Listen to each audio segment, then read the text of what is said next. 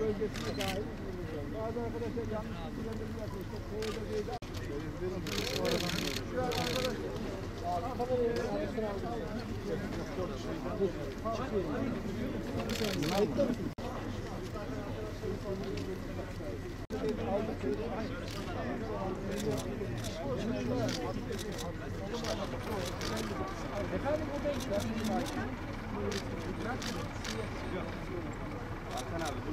bu arada arkadaşlar bizim yetişmiş olduğumuz yerel şuradalarımız, yerel polisler de çok grubu değil.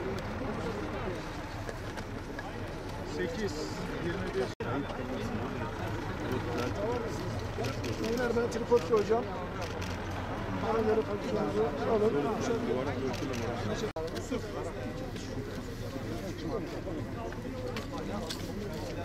Ha, 10 yarısı. 21. Nerede alıyorsun?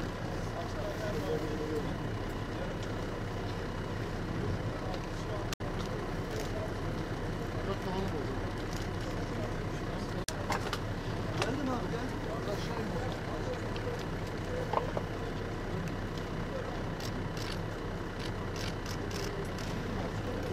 Fotoğraf çekiyorum. Deniz abi nerede? Versene telefonu. Biraz ileride basıyorsun.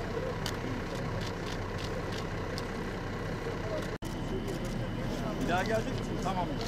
Çok özür dilerim. Yok şimdi. Hocam biraz müsaade edin ya. Bir müsaade edin de çekelim.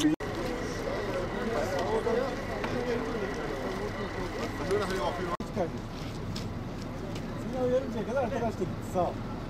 Söylerim gelir bu tarafa.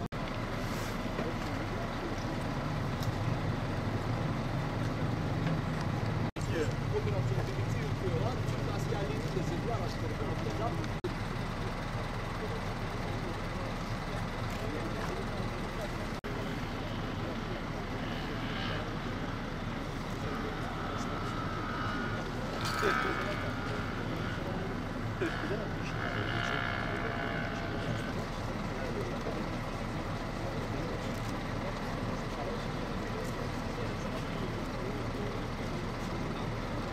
Pardon,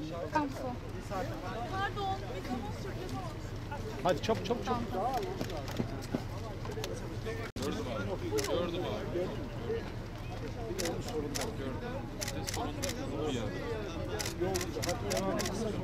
Gördüm.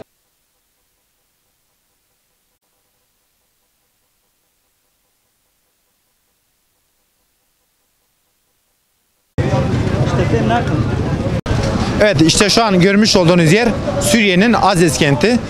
Tabii burası daha önce IŞİD'in kontrolündeydi. Burası IŞİD'den alındı. Şu an görmüş olduğunuz gibi burası Azez ve Azez'de aynı her yerde olduğu gibi hayat normal bir şekilde devam ediyor. İnsanlar normal bir şekilde esnaflar iş yerlerini açmışlar. İnsanlar normal bir şekilde her yeri dolaşıyorlar. İşte görmüş olduğunuz gibi alışveriş yapıyorlar. Yani Azez'de, şu an Suriye'nin Azez kentinde hayat normal bir şekilde devam ediyor. Evet, Suriye'nin Afrin kentinde TSK tarafından başlatılmış olan Zeytin Dalı operasyonu devam ederken burada ise gördüğünüz gibi Azez kontrol altına alınmış. Azez'in kontrolünü sağ tarafında görmüş olduğunuz gibi ÖSO askerleri sağlıyor ve burada insanlar normal bir şekilde hayatlarını sürdürüyorlar. Alo. Ya hadi abi. Ya sen de yapıyorsun.